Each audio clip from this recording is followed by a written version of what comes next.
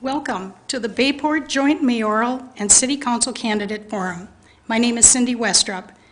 This year I'm helping co-organizers Beth Johnson and Margot Reinberger with the Stillwater Gazette-sponsored Candidate Forum Series, now in its 25th year. 2 candidates have filed for mayor, incumbent Susan St. Ors and Robert McManus.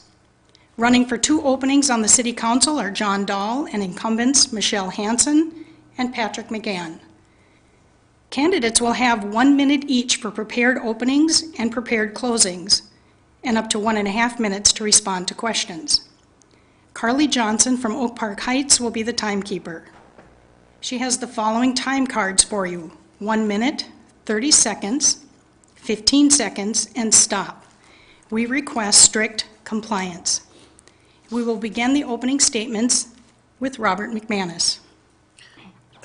My name is Robert McManus, and I'm a lifetime resident of Bayport, and as well as my father being born here, my mother has spent most of her adult life here, and my grandparents grew up here, and at least one of them was born here. I don't really need to be mayor, and I don't really want to run for mayor. I just, there was an uncontested seat, and I don't think in a democracy that anything should be uncontested. The current mayor, I'm not a big fan. I'm sure she's a lovely person, but she's engaged in suppression of dissent from both citizens and council members, and I think this is a negative for democracy. I would like to hear what everybody has to say, and I would welcome input from the citizenry. Susan? Great. Good evening. I'm Susan St. Ors, and I've lived in Bayport for 18 years. My husband and stepdaughter and I moved to Bayport in 2000. I grew up in a farm in southern Minnesota and attended Mankato State University for my undergrad and graduate work. I taught high school right out of college for 6 years. My background is speech communications, English, and special education. I moved into marketing after those 6 years, and that's been my profession ever since. I've been working for 21 years for the software leader, a $28 billion company, SAP. I lead a team of people that build campaigns that are translated and run around the globe, and it supports one of the largest areas of the business. In addition to being mayor, I have served on the Bayport Library Foundation Board, the Middle St. Croix Watershed Management, the Anderson Community Advisory Committee, and I'm a board member on the Chamber of Commerce. Over the last 8 years, I have just thoroughly enjoyed serving. Jon?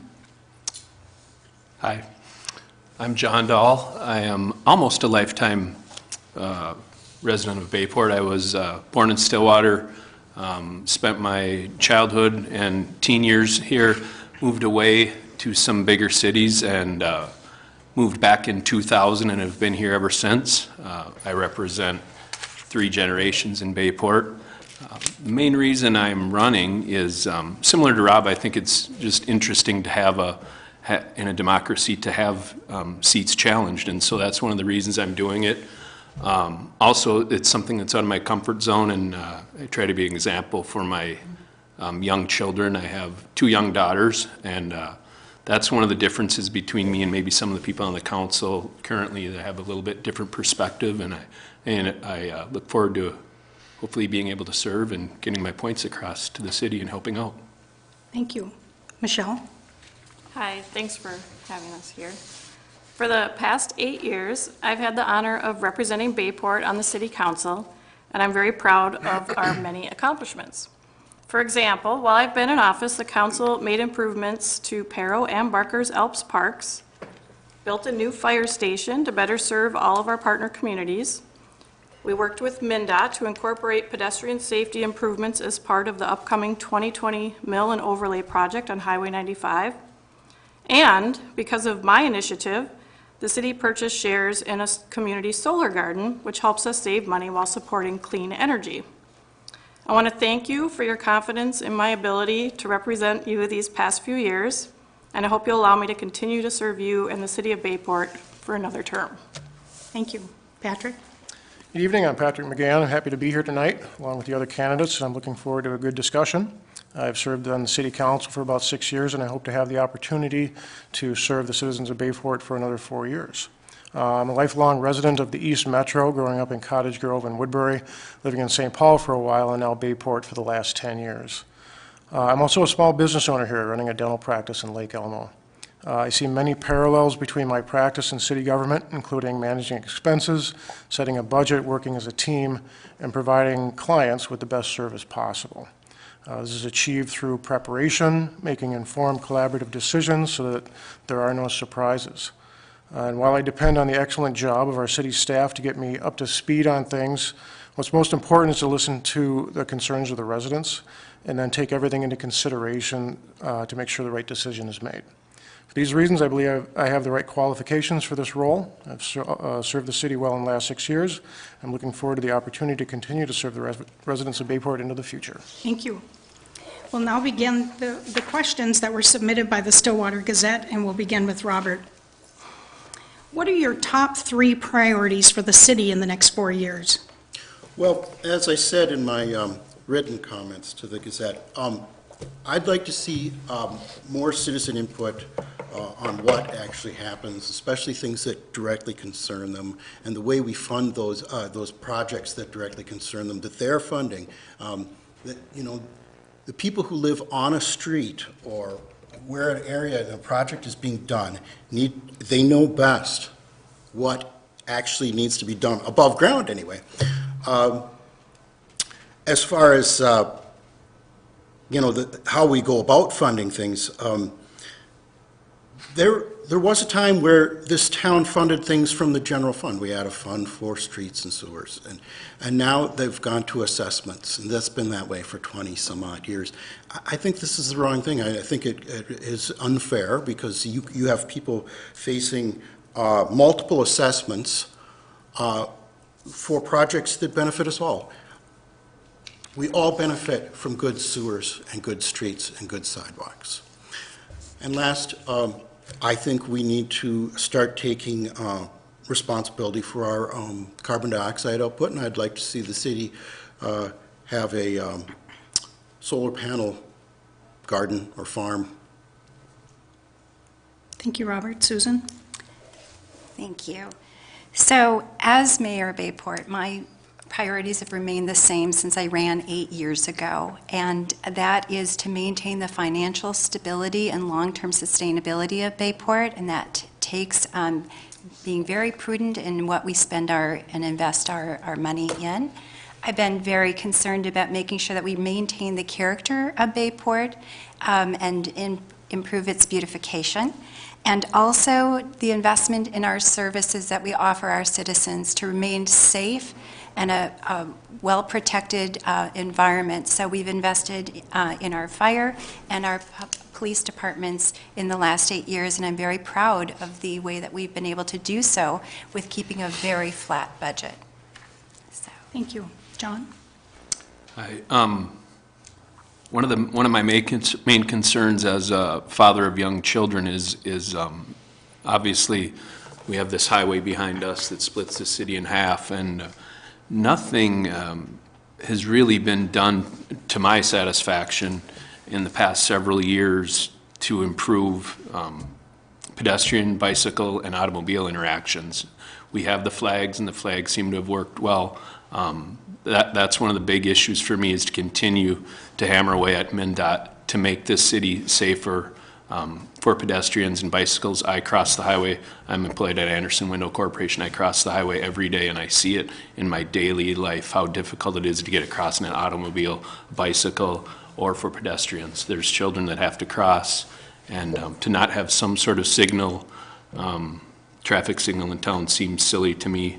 I know we have some plans for a scaled-down traffic signal situation, but that's really my one main push.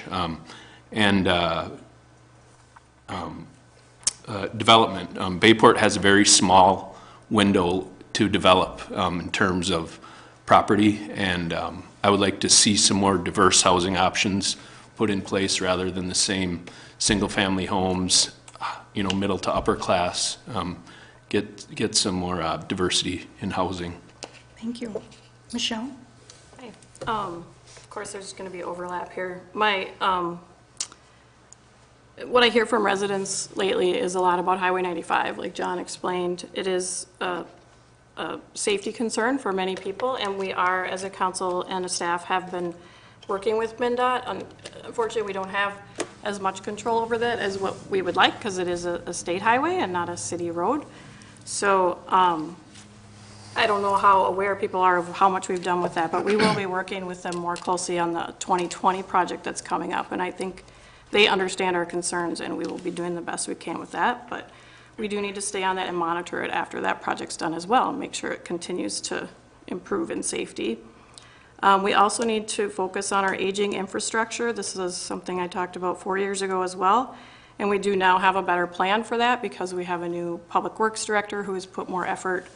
That's sort of what his focus has been lately, is doing some research to figure out what should be next. And I agree with Rob to an extent that we need to do a better job of saving so that our assessments are lower and come up with a different plan for how the city would share those kinds of costs. I also agree with Rob about focusing on clean energy, and that's why I encourage the city to purchase shares already, and I'd like to see us expand our shares in that solar garden and do other things as well. Thank you. Patrick? At the risk of sounding repetitive, I would say that the Highway 95 project is certainly top on my list. It's going to be a big deal here. There's going to be some disruption and a lot of planning involved. And my goal is to minimize the disruption, but also come away with something that's much, much better in the end. Priorities would be safety, usability and access, and parking. We're well aware of the safety concerns here. A lot of different types of vehicles go through here: passenger vehicles, motorcycles, 18-wheelers, bicycles, pedestrians, and we want to make sure that the way it's designed is going to allow traffic to move through efficiently, but also ensure public safety. And MnDOT has actually been pretty good to work with. They are listening to what we have to say, and ultimately, they have the final decision, but it's certainly our job to make sure that we get our points across.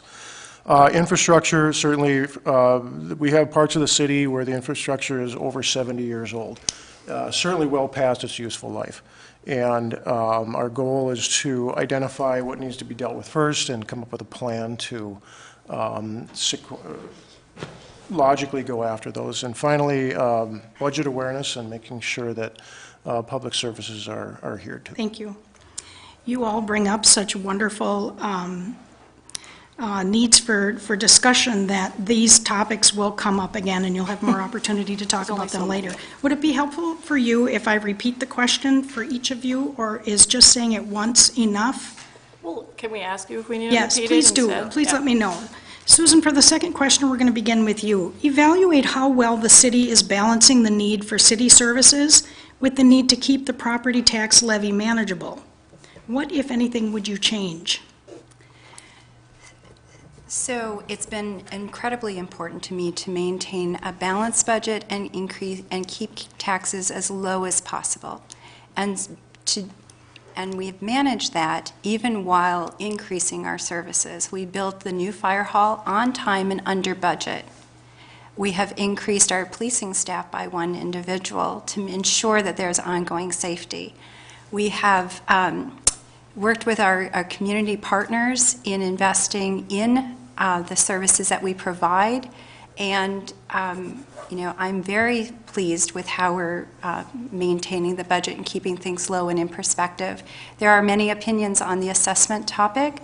I believe in having and maintaining the current position. I don't think our new citizens in Inspiration would care to start incurring costs when their infrastructure that they're paying for in their brand new homes wouldn't need to be renewed for another 50 years. And those that have had assessments in the recent past also wouldn't appreciate now having their taxes increase. So there's many different perspectives. It's not always easy being on this side of the desk, but I do try to make sure that I listen to all and make decisions on behalf of the greater community. Is there anything you would change? I think that, we can always improve, but I've been very proud of the work that the current council and staff have been doing for the last 8 years, and always open to suggestions as long as it's for the greater good. Thank you. John? Can you repeat the question, please? Yes. Evaluate how well the city is balancing the need for city services with the need to keep the property tax levy manageable. What, if anything, would you change?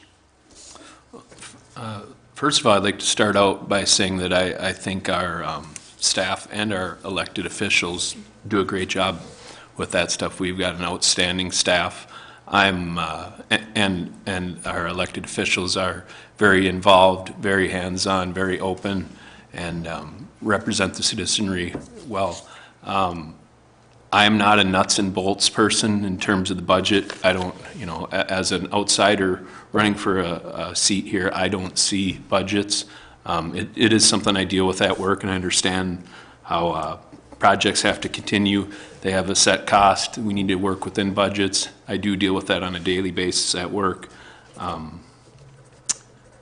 think they really have done a good job balancing it, but I do think a different perspective and different ideas from somebody that's in a different life stage sometimes is helpful. I don't know the balance between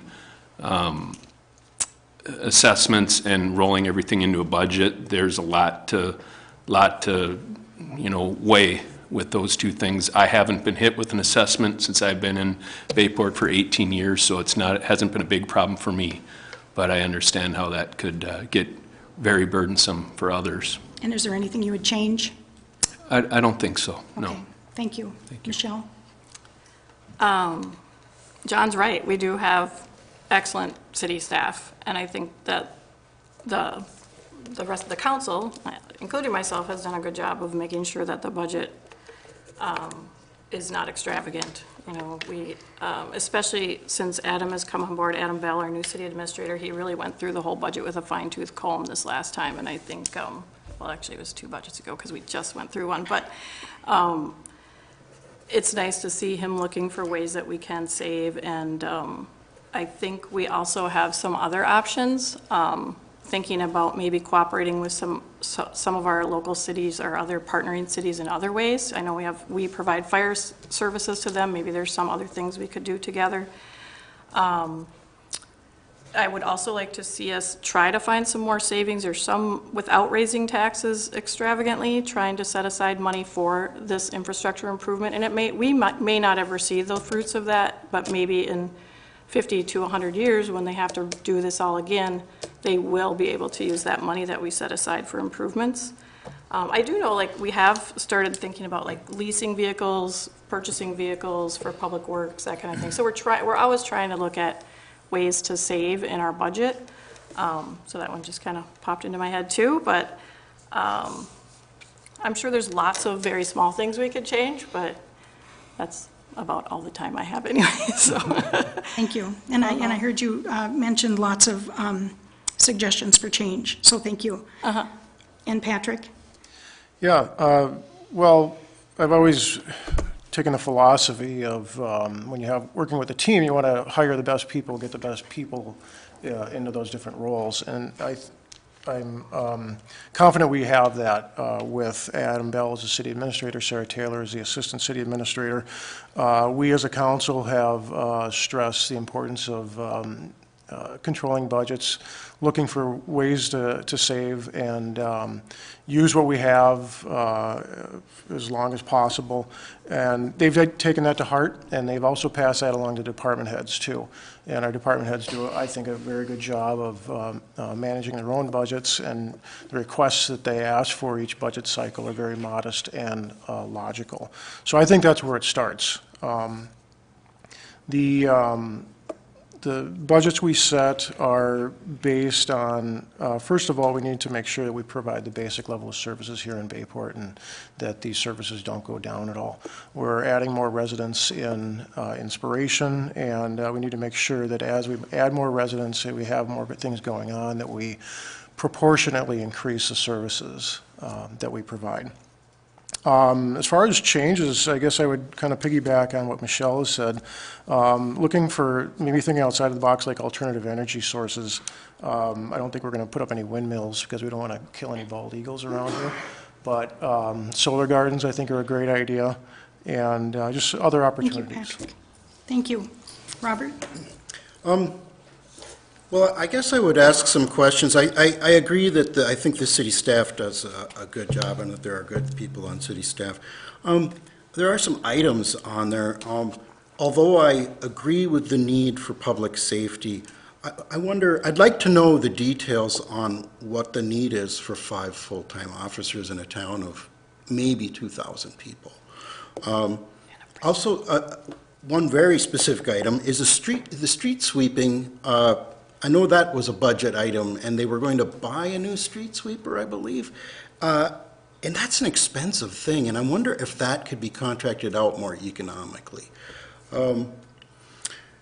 But as far as like paying for things, I think a citywide assessment, as opposed to raising people's taxes, is sort of maybe a better way of looking at it. It might be the same thing, but you would get people more invested in every project if they knew they had to pay for every project and it was benefiting everyone. Inspiration, they benefit from a healthy infrastructure, and if you look at things from a public health point of view, we all benefit from good sewers and good water wherever it is. And in the future, they'll be thanking us if we fund it on a general basis when their infrastructure ages. Thank you. John, we're going to start with you with this question. As most of you have mentioned, the city's infrastructure is aging. In your view, what are the city's greatest infrastructure needs? Well, the city does, the main things, infrastructure are, our utilities, our water, sewer, storm sewer, roads. As a resident that's involved and watches what's going on around me, you can see that the roads are adequately maintained. We resurface I think it's on some sort of a rotation where it's 3 to 4 years. We do certain sections of the city, do a great job with that. I think some of our underground things you don't see is where we're lacking in. So a focus on our water and sewer. Another thing, as a person that walks the city on a daily basis with children and by myself, is just something as basic as our sidewalks. We have a lot of spots that are a dangerous situation. We plant trees on boulevards that uproot the sidewalk, so that's something we need to focus on, making different decisions so we're not creating our own problems, and maybe even getting to the point where we add some sidewalks to help support our pedestrians. Yeah, those are the big ones on infrastructure, but I think the roads are in good shape, and it's a good plan, but a definite focus on the water and sewer. Thank you. Thank you. Michelle? I think John's on the right track there. He's very observant. Our roads actually are in good shape. We did a study recently, and it showed that I think all but like 2 were in, very good or excellent condition. And one of them was the one that just got redone, so third. So we should be doing really well on the roads. The problem is underneath those roads is where our aging infrastructure is. So we have to decide, based on the underground studies that we have done with cameras and an outside company, where to start. And we will do each as needed, and then those roads will get updated at the same time, because you have to dig under there, possibly. Sometimes you can do some relining or whatever. But he's right, the roads are doing well, and we do have, unfortunately, really old sewer and water lines underneath them. And the sidewalks, yes, that has been a concern, and we are working on that too. We also have that prioritized. We put together a study so that they know. They just got done doing a portion on the north end of town where they shaved. I don't know if you've noticed this. So if there's a gap more than like 1.5 inches between sidewalk pieces, they shave it so that there isn't that toe stubbing part. And they're going to move through the city and complete that, and then go back and do the parts that are so bad that they can't just be shaved. So we have a plan for that as well. Thank you. Patrick? So, like I mentioned in a previous response, I believe I heard this from Matt Klein, our Public Works Director, that parts of our infrastructure, water and sewer, are over 70 years old, and certainly well past their expected useful life. So the priority there is to make sure we're getting in there and replacing, updating, relining, whatever, before something fails, because that's when it gets really expensive. And I think that's the responsible approach. The opportunity also, when we're obviously digging things up to update the water lines, update the sewer, is to renew different sections of the streets, curb gutter, and adjacent sidewalks. The sidewalks, like Michelle mentioned, we're well aware of them. They're being addressed. We're doing the shaving procedure she talked about where we can, and replacing where we have to. And again, that's a public safety concern. Thank you. Robert? So as far as a responsible approach to infrastructure, and I agree that the water and the sewer are, big concerns. But it'd be nice to tell the citizens well ahead of time, before it gets to this point in the city council, that something is planned for their street. And I don't think that the city takes a proactive approach enough on informing the citizenry. I think that in this age of email and Facebook and Twitter, it'd be very easy to get people's attention, and people can sign up for emails anyway.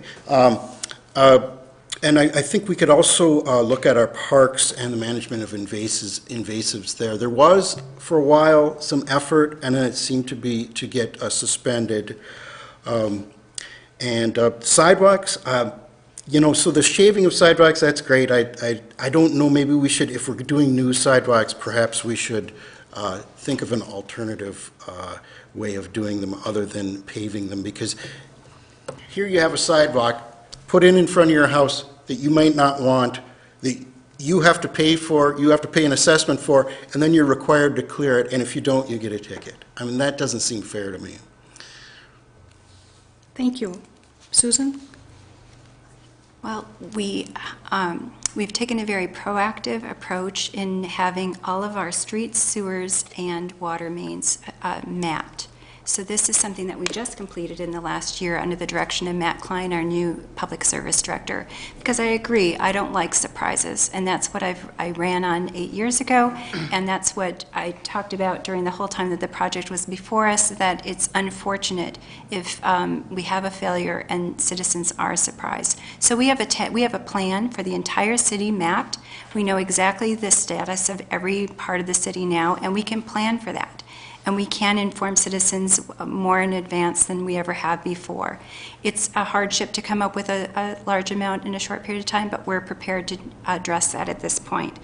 It would be great to look at alternative options for sidewalks, but we have ADA compliance that we must adhere to, as well as our citizens in making the city very friendly for pedestrian walkers. And so our responsibilities go beyond the ends of our properties, and we have to take responsibility and be good citizens and participate in the clearing and the maintenance so that everyone can enjoy and move freely within the city, regardless of their abilities or disabilities. Thank you. Michelle, with this next question, we're going to start with you. It's piggybacking on our last question. How should the city go about repairing or replacing aging infrastructure, and how should the city pay for it? We have talked about that, haven't we? Well, like we've said a few times now, we have a better plan now. Before, when I started 8 years ago, we didn't have a plan, and we were just dealing with things as they broke, basically. So now we're trying to think more forward about that. So we'll take the information from those studies and the Public Works Director will work with us to figure out the next phase and communicate with the residents along the way, so we can do a better job of that as well. And how to pay for it, was that the rest of the question? Sorry. Yes. I would like to see us, as I discussed while we were going through the last assessment process, there are towns, I know they're not exactly our size or whatever, but like Taylor's Falls does not charge assessments because they have funds set aside that they use for those kinds of improvements. And I would like to see us start saving in some way. I'm not opposed to Rob's idea of possibly doing a citywide assessment instead, so everybody's assessment is a little bit smaller every time it happens, and it's not as big of a burden for everybody. So that's something to consider as well, but I do think, and maybe we could even just get it to a point where we can save enough that the city part of that share of assessment is larger, so that the individual isn't paying as much every time. That's what I'd like to see. Thank you. Patrick? Well, this kind of segues right into my last response as far as the great work that our Public Works Director, Matt Klein, has done as far as assessing all of our sanitary sewers, water mains, and prioritizing, and making sure that the money we spend is, we're getting the most bang for our buck with it. We want to get at the projects that are in most need. We want to spend the money where it's going to have the biggest benefit. And we want to do this very logically and sequentially. But also, we want to make sure that we're giving the residents who are going to be disrupted by these projects as much heads up as possible. And my preference would be 2 years. Certainly, as much as you can give them is better. That also gives us a chance to get the best bids and make sure that we're spending the least amount possible. Now, as far as paying for it, this has certainly been a controversial discussion. The city's current method of the 50-50 cost share is far and away the most common among cities, from what I understand. Stillwater is, I think, 25% city, 75% resident, so it's a very logical, regular way to do it. Thank you. Robert? Well, just to continue that conversation, Stillwater does not have 50-50. I think they're at 70-30 at this point. And I had a friend who was assessed a very large amount very recently. I think as far as how we assess people, if they feel like they're part of the process and they feel like their views are being fairly represented in the process and being taken into consideration as the process goes forward, that's fine, but that isn't my experience with it. And it would be much fairer if we did a general funding of infrastructure projects. As far as like the aging sidewalks and being ADA compliant, that's no problem with that, but clearing of your sidewalks doesn't necessarily mean that there's no ice on your sidewalks. And I can tell you, walking all over this town, there's ice. I never walk on the sidewalks in the winter because I'm going to end up in a wheelchair. So, yeah, that's all I have to say about that. Thank you. Susan? Sure. So the assessment process for the last 30-plus years has been a 50-50 split, which is a very common method of doing so. My question in our most recent project that we were faced is, how do I be fair to all the citizens in the last 30 to 50 years that have been assessed? And how do I suddenly increase their taxes to help pay for someone else's when they've already carried that burden? So if there were to be any change at all, we'd have to figure out how that's fair. Those that have lived in the city for 50, 60 years and have never been assessed have been enjoying a lot of services. And I haven't, in my experience here yet, had anyone come forward during those times that others are assessed and said, please raise my taxes and let me help pay for their share. That has not been the case.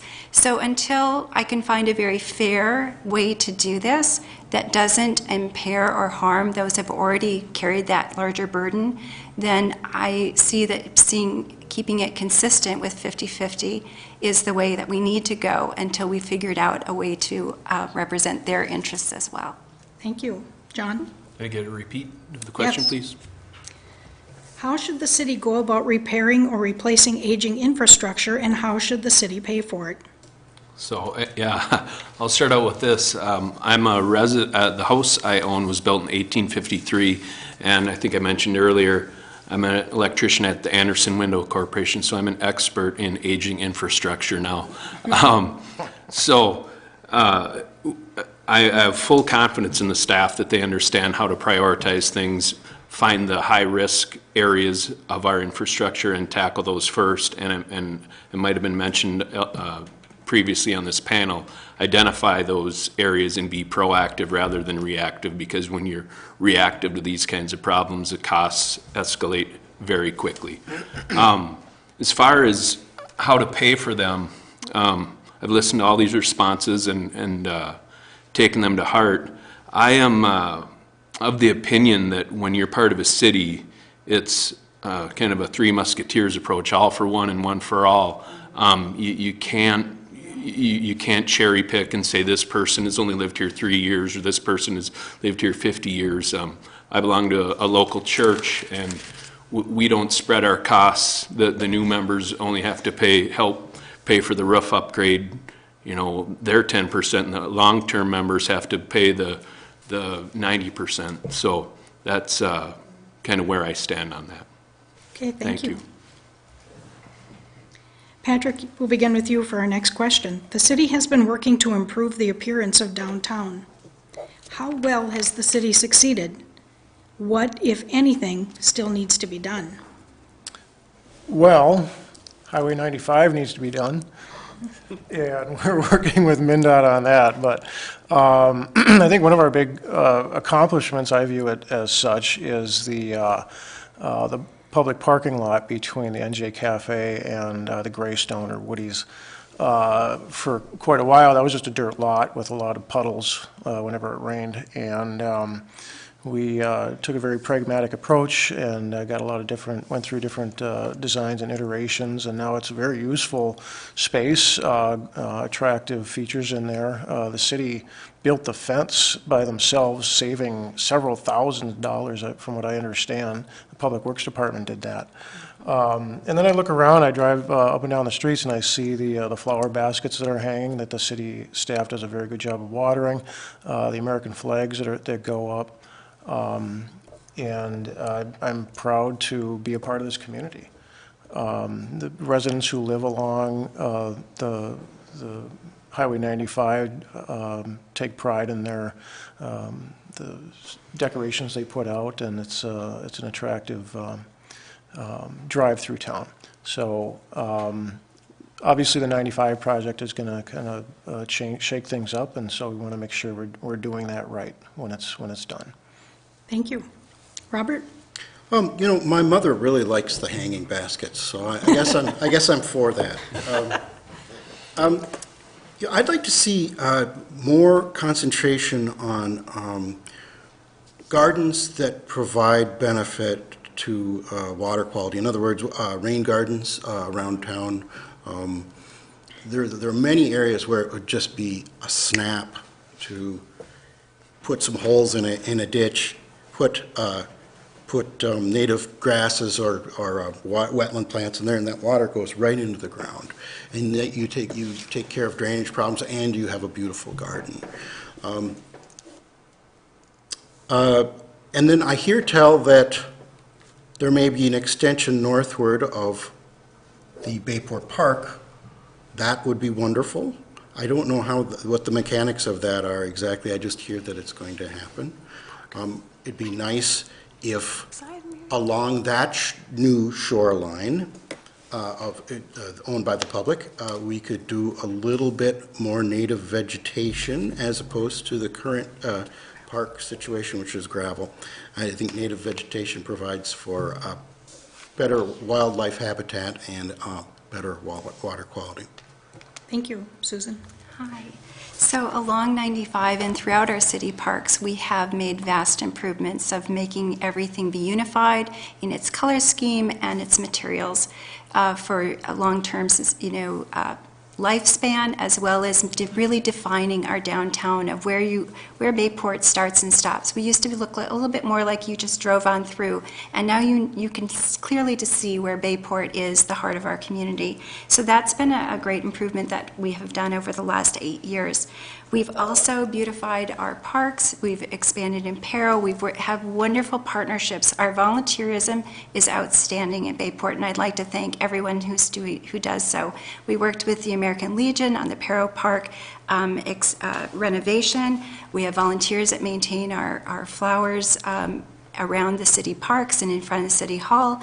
We have a rain garden, beautiful rain garden on just the side of the City Hall that came in the last few weeks, or last few years, with the help of the Middle St. Croix Watershed Management. So we're making progress, slow and steady. We have to do so within budget. And, but I think that the park improvements and the city extra emphasis that we put on maintenance and mowing and the pride that everyone is showing and with throughout all of our citizens makes it a lovely community, and I'm really proud of what we've done. Thank you, John. I'm going to ask you to repeat again. Sure. Please. The city has been working to improve the appearance of downtown. How well has the city succeeded? What, if anything, still needs to be done? No, I think the city has done a good job.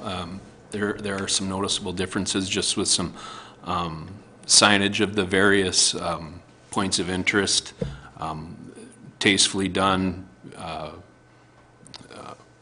then does add and kind of define the specific and kind of special areas of the town.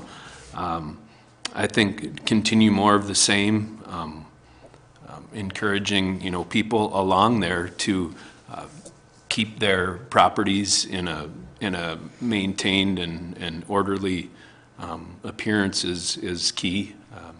I would just say continue to do more of the same. Thank you. Thank you. Michelle? I'm glad to hear Ann, and I know others have appreciated those baskets. That was something that our council, a recent council, has done. Oh, it might have been within this last 8 years, so it could have been the council before that. But I think we've done a great job so far. There's always more things we can do, but I think we have done a good job so far of improving our downtown appearance. I'd like to see, so when I did join 8 years ago, one of the first things I wanted to do was work on the old appliance building that was where that parking lot is now.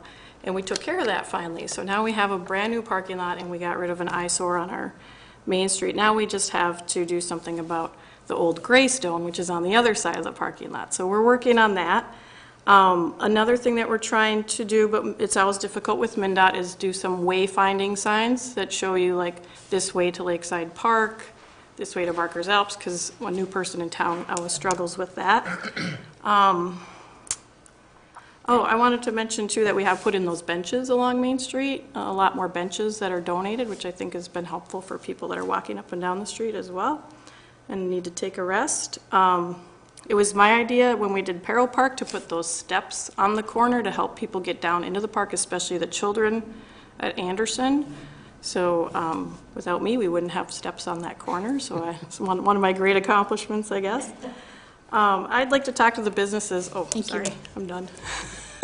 Robert, we're back to you with this question. What role, if any, should the city have in attracting and retaining businesses? Oh, well, obviously, a pretty good one. I think they're doing that now. I'm not that conversant in how happy the current businesses are with how they're treated by the city. I think we're not a one-business city, however, and I think that we do need to pay attention to our smaller businesses in town, make sure they're happy. I guess I don't really have much else to say about that. Susan? Right. So we have been working very diligently with Anderson Corporation, and I think that everyone's well aware that we've been selected for 2 expansions here in Bayport. So working collaboratively with our businesses, large and small, is very important. We have another 100 to 150 new jobs, and we have the security of Anderson investing and maintaining their residents here in Bayport, which is a phenomenal win for us as a community and for the company as well. We've also just seen recently Mabel's come in, the expansion of the NJ came in, Engineered Services selected us to build their business. So whereas I'm a member of the Chamber of Commerce Board of Directors, so it's a passion of mine to help small businesses and learn more about them and help them grow and find homes in our community and our surrounding communities. So I think that that's very important, large and small, and I'm really pleased to see who we've attracted and how the Wilder, I mean, we have a great, Mallard's has come in since we've been in council. I mean, we've seen our community expand and grow with diverse businesses, and delighted that they're here, and we hope that they'll stay for a long time. So very proud and thankful to Anderson and our local businesses for their confidence and investment in our city. Thank you. John? So, yeah, I'm going to echo a lot of things that Susan said, so I'll spare the repetitiveness, but I think the city has a role in attracting and maintaining good relationships with small businesses specifically. I'm admin of a Facebook group called Old Bayport, and the people that were here years ago talk about Bayport having 3 grocery stores and multiple drug stores and things like that. I would like to find a way to attract some of those types of businesses back into town to make it more of a self-sufficient city, and find ways for the city, and I understand codes and things like that, having worked in construction, but find ways that the city can work with some of these older properties that people are interested in, and work through these problems with them, rather than saying, this is the code, this is what you need to do. Maybe there's ways that we can help them with grants or things like that to bring some of these older buildings up to snuff and help attract some of those types of businesses and get them to stay here, and I think they'd find that they would thrive here. Thank you. Thank you. Michelle? At the end of my last statement, I was going to start talking about that, so this is good. I would like to talk to the businesses more. I mean, can only focus on so many things at a time, but that is something I would like to do in the future, to talk to them more and see what it is we could do to keep them here. Are they happy? I'm also a member of the chamber, and I would like to see us, well, I'm an active member, we're all members as city council members, but I would like to see what the chamber can do to help us with, bringing people to our town, making those businesses attractive to people, maybe even, I don't know what other ideas they have for us for economic development. Anderson is a great partner. I do want to concentrate more on those small businesses right now, though, because I think that's where we have that gap. Latois du Nord was doing great, I thought, and suddenly no more Latois du Nord. So, what's happening?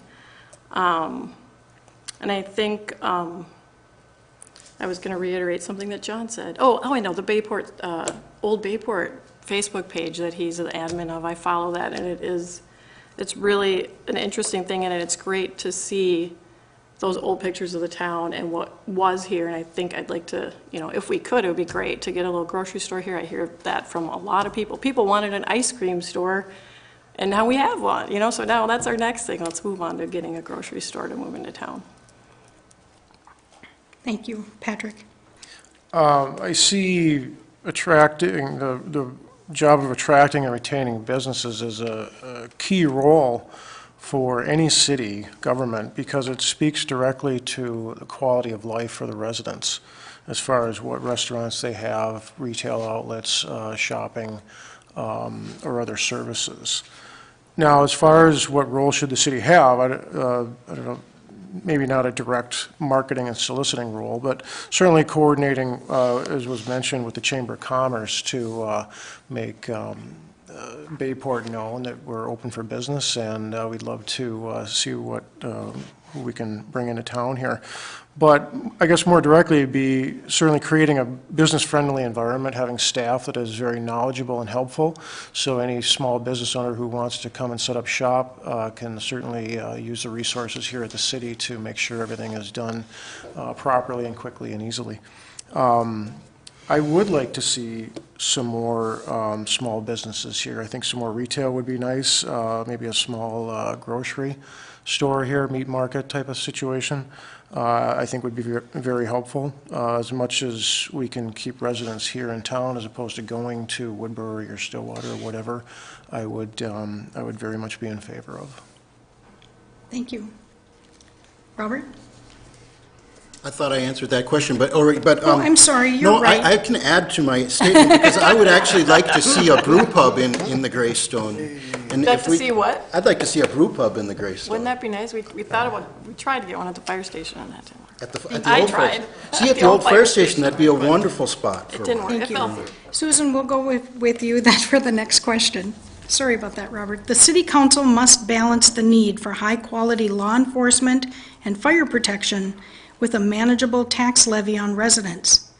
As a member of the city council, what is your vision for the police and/or fire departments? Would you consider discussions to partner or consolidate with neighboring departments?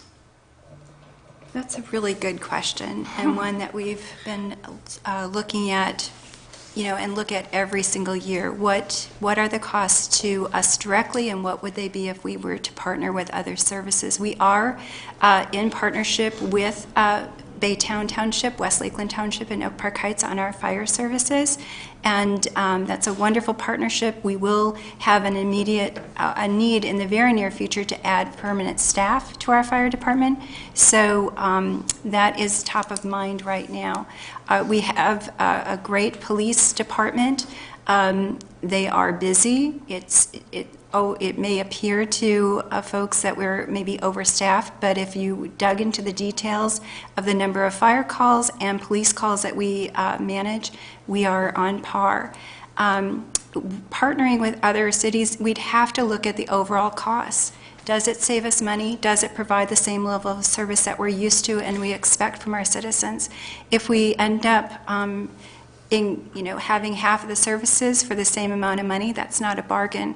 So it has to, at first glance, it may look like a very easy decision, but nothing's easy, and you have to dig into the details and look at all of the financial aspects and the expectations and the safety of our citizens in the overall.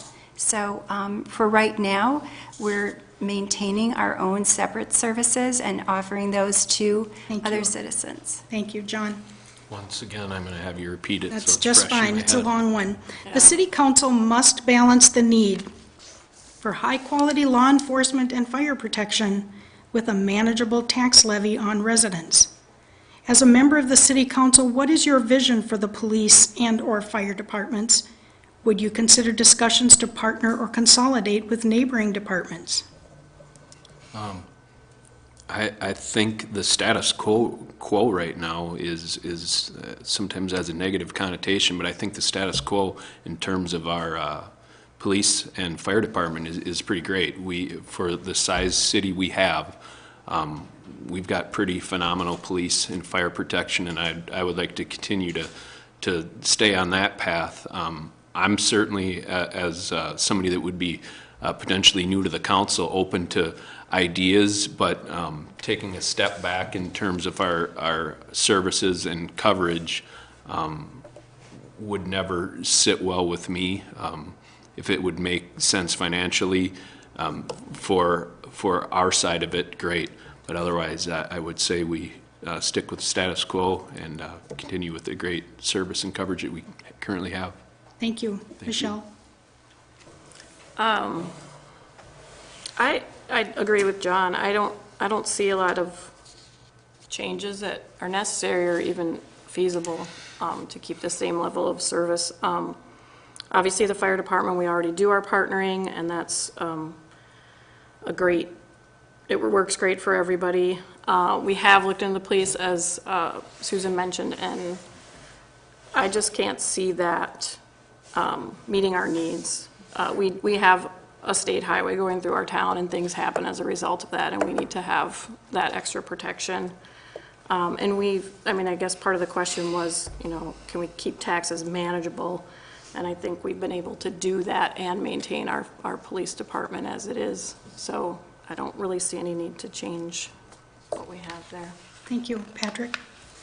So this question came up a little while ago when we were debating the fifth officer position, and Robert's right, we don't have a lot of very large population here, but I describe Bayport as a large, small town. We're large in that we have pretty big facility in Anderson Windows, the prison, and the river, which presents its own sets of challenges, and we need to provide services to meet the residents in all these businesses too. So I ultimately felt that the fifth officer was prudent.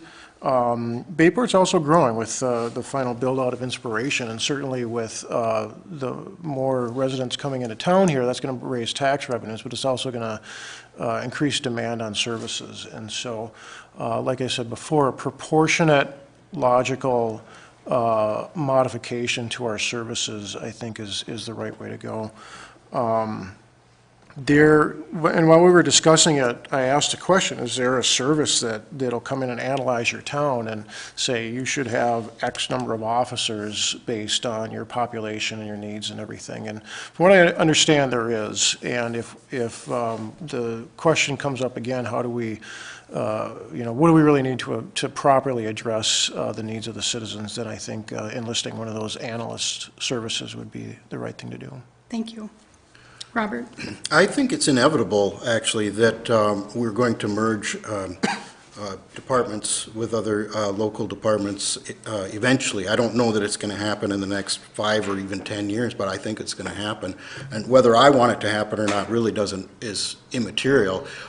It might, out of practicality, become a necessity. If you look at I didn't bring the pie chart with me, but both the fire department and the police department are big chunks of that budget pie. I mean, I'm not sure if they're 50%, but they're pretty darn close to 50% of the budget. And it makes you wonder, what is going on with this? So, the cooperation agreements are nice and everything. I still think I would have questions about the fifth officer, and I don't know the details of it, so I can't really comment, but it'd be nice to know those details. I think that there are ways to economize without losing coverage from our on our law enforcement front. I don't think the fire department is working fine, but I just wonder, when we talk about how much these things cost, what can we do to make them cost less? And I think it's inevitable that eventually the police department and fire department are going to merge with Stillwater and Oak Park Heights. I just think it's going to happen at some point. Thank you. I'm going to use moderator discretion to give 1 minute on some of the questions, so I'll let you know when that is. Let's do 1.5 minutes, though, on this next one. One of the impacts of the new St. Croix Crossing Bridge has been an increase in traffic on Highway 95. John, we're starting with you. What can the city do to ensure resident safety while navigating the busy road as a pedestrian or a driver? So, yeah, certainly it was noticeable, I think, for every resident of Bayport, both when the bridge opened and there was a large construction project on Stagecoach Trail west of town this summer that really impacted traffic in town. A simple solution I have, and this is where my age and long time I've spent in Bayport comes in. I remember the days when Anderson got out, that there was a traffic policeman there directing traffic. That's a person that's already being paid. They can go down there for 20 minutes, help direct traffic, make things happen in a safe and efficient way for everybody. They do help with getting children across the highway when school gets out, but That's something very simple, easy for us to accomplish, and something that frankly we could start doing tomorrow at those peak times of traffic, is get an officer down there and act as a traffic signal. So, thank you. Thank you. Michelle? John has some very good points, of course, all the things that I was going to say. So I'm not yet convinced that the traffic that we have now is the traffic we will have because of the other construction that was going on, but I do believe there's going to be some kind of a change in that traffic flow, probably an increase. I really like his idea because it's something that we actually do have control over, having an officer there to help during those really busy times. I haven't seen what it's like on that end of town during, rush hour, because I haven't usually been driving there, but if it's something that's possible, I think we should look into that, because that, I assume, would be out of MnDOT's control, but again, we can't do a lot on that road without MnDOT helping us or telling us what we can do. So I guess I'm not sure. And I know we added more flags because people said that they're running and sometimes all the flags are on one side of the street, so that doesn't help with the crossing. But I really wish I had the answer, to be honest. It would be nice if I could tell you what we should do, but I don't have that answer, so. Thank you, Patrick. So certainly we can communicate to the residents here in Bayport about the issue with the traffic and enlist their help and awareness, safety efforts, the crossing flags, and just more awareness of the pedestrian traffic. But the problem is that doesn't help with the people, the drivers who use 95 as a pass-through. They're using to get from somewhere over here to somewhere over there, and Bayport just happens to be in the middle. And one of the things we wanted to try to achieve with the new 95 project is make 95 less desirable as a pass-through road. We want to narrow the drive lanes, we want to slow things down, and so anybody who's looking to get from the north side of town to the south or vice versa is going to look at a different, more appropriate route. That, I believe, will help reduce the amount of traffic and make things safer and much easier to use the road. And then also, as was mentioned, the enhanced law enforcement presence I think is important. Again, it speaks to the staffing and resources of the police department, and certainly if we can have an enhanced police present along the route, I think that would benefit us greatly. Thank you. Robert? Well, as far as the bridge increasing traffic, it's pretty simple. Build it and they will come. When you build something huge like that, it feeds traffic into it. And so I think we really have seen a net increase in traffic.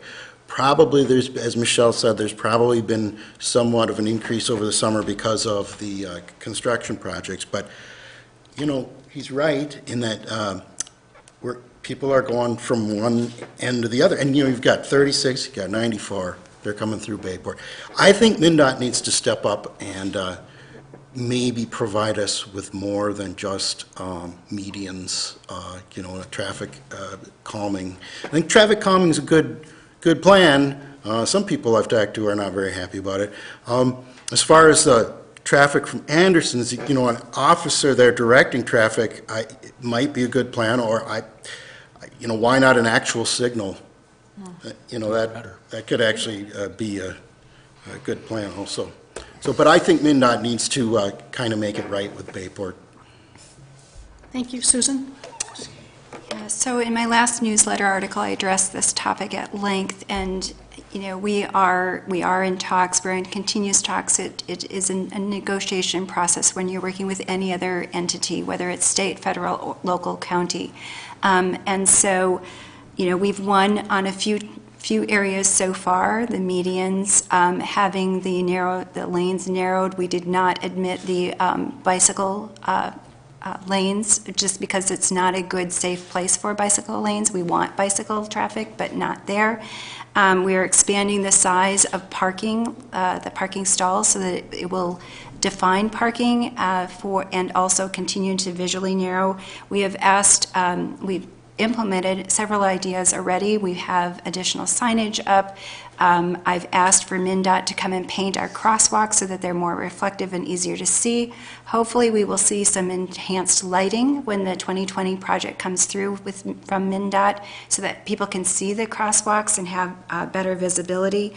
I think adding another officer to control traffic is probably maybe not feasible, but we have a great reserve program, so maybe that's something that we could check out and see if there's possibilities there as well. I do think that, we have definite cross-traffic now that people are avoiding downtown Hudson for Bayport. Thank you so much. Michelle, 30 seconds. Evaluate the quality of service provided by the Bayport Library. Do you think it provides a good value for taxpayers? What, if anything, would you change? I love the library, and Jill Smith, our library director, is doing a great job. She puts on a bunch of programs every year for the kids. She has given out more library cards than in the past.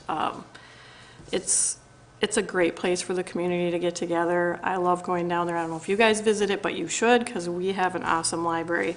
And I'm also on our local Lions group, and we work really closely with the library to get things done. Thank you, Patrick. Yeah, I think the library, obviously a beautiful building, but it provides a great resource. I know that the elementary school students will go over there and use the library periodically. A few years ago, they wanted to expand hours, and we supported that and increased funding for that. And they wanted to add some more services recently, and so we were able to add that to their budget, and I think they got a grant, a matching grant for the same amount to help out with that too. Thank you. Robert? Yeah, the library's great. I love it. I use it, and I think it's a great resource. I can't see cutting funding to the library. That doesn't make sense to me. Thank you. Susan? Well, as a past Library Board Foundation member, I have a passion also for the library and its services. Jill does a fantastic job. We've increased the number of hours in the last 8 years that we're open and increased services. We have great grant partners, and the infrastructure needs some work and attention, and that's where we're dedicating some energy right now. So, good work, Jill. Thank you. John? I think the library is probably the most used public amenity in the city, and I would love to at least continue to fund the library at the level in which it's funded, if not increase it. I have 2 daughters that are in there on a weekly basis. My older daughter had a tradition of every day with her friend going down to the library during the summer and meeting down there, and I remember doing the same thing when I was a kid, so I would continue to keep it where it is. Thank you. Thank you so much. 30 seconds again. Patrick, do the city parks adequate? 5 minutes left. Okay. We're going to have to cut to the closing. This is very informative, and that's unfortunate. I'm disappointed because I like to hear your suggestions and your comments. We will begin closing statements with Patrick Mcgann and work backwards. Oh, that's right. Thank you. Sorry. You're going to have 1.5 minutes for closing. I'm sorry. It's 1 minute for closing. Sorry about that. Like, that's not what they told us. Sorry. So Patrick, we'll begin with you. Thank you. Well, first of all, I'd like to thank the Gazette for putting this together. Anything that facilitates a discussion on the issues facing Bayport is a good thing. Over the last several years, the City Council has seen Bayport through several major events, such as the construction of a new fire station, updating our aging infrastructure, hiring Adam Bell as a city administrator, hiring Matt Klein as our new public works director, and coordinating with MnDOT of the upcoming reconstruction of Highway 95. Looking to the future, I see many challenges and many opportunities. First and foremost, like I mentioned, is the Highway 95 project. Certainly this will cause some disruption, but my goal is to keep this disruption to a minimum and also get the final result we are looking for, a main thoroughfare that is safe, has adequate parking, and is aesthetically pleasing. In conclusion, I see a bright future for Bayport. I feel that we're well positioned to handle the issues and seize the opportunities that are coming our way. I believe Bayport is in a better place than it was 4 years ago, and I'm looking forward to making Bayport an even better place to live in the next 4 years. Thank you so much. Michelle? Thanks so much for doing this. This has been really kind of fun, actually. I think we can all agree that we live in a great town. Bayport has so much to offer, and I want to do my part as a citizen to give back. I've learned a lot during my tenure on the city council so far, but I still don't claim to know it all. However, as history shows, you can count on me to listen, ask questions, and do my best to make reasonable and fair decisions for our community. It would be my honor to continue to represent you in the best interests of Bayport. I'm getting teary-eyed. There's something wrong with me. Please vote for me on November 6th. Thank you. John? Again, thank you to the Gazette for hosting this forum at City Hall tonight. I don't have a prepared statement, so I might ramble a little bit. So I'm in pretty great company up here, and I feel honored to be up here and even considered for a position on City Council. I think something I might add is just a unique perspective that maybe isn't on represented on the council, and that's as a father of young children and husband, and I might have a little more progressive ideas and want Bayport to get out of its box a little bit, its conservative box, and try new things and be a leader and not a follower in a lot of ways. So I would encourage people to get involved and regardless of the outcome of the election, get involved, make your voice known, and that's it. Thank you. Thank you. Susan? Right. Well, thank you to the Gazette and to all of our viewers at home for their interest and participation as well. It's been a privilege, a sincere privilege, to serve Bayport for the last 8 years. And it's been my priority to ensure its long-term financial strength, maintain the public's safety and services, protect our environment, and preserve the character of Bayport. These are the things that I ran on 8 years ago, and they're still my top priorities. And we are accomplishing these things by working collaboratively as a council with our partner agencies and our constituents, and leveraging data to make very informed decisions, planning strategically, and investing judiciously for the benefit of the greater community. So I've kept my promises throughout 8 years as mayor, and I'd be honored to continue the service to this great community, and I ask for your vote on Election Day. So thank you so much. Thank you. Robert? Theodore Roosevelt said the first duty of an American citizen is to engage in the arena. And that's what I'd like to encourage everybody to do. You don't need to vote for me, but you need to vote. And you need to come in and speak your mind to the city council. They need to know how you feel, and they need to listen to you. If I'm elected, you will be able to speak your mind. And I'm not concerned about myself, my ego. I'm not concerned about being personally attacked. I'm concerned for the community. We live in a community so that costs and benefits alike can be shared equally. That means all views and possible solutions are taken into account. And that means dissent and compromise, and that is democracy. Thank you. Thank all of you so much. Stillwater Gazette reporter Kim Schneider has been writing up your responses, and they will appear in the Friday, October 19th Stillwater Gazette. You Valley- forgot the mayor. Did I? Did you say it? No, she did. I'm She did. sorry. That's I okay. was thinking we were going the other way. Oh, my That's God. okay. You're such a friendly town that we can all just forgive each other our errors. The other way every Valley time. Access Channels will have replays of this cablecast. Please contact them for days and times. On behalf of the Stillwater Gazette and Managing Editor Alicia Labens, thank you for joining us.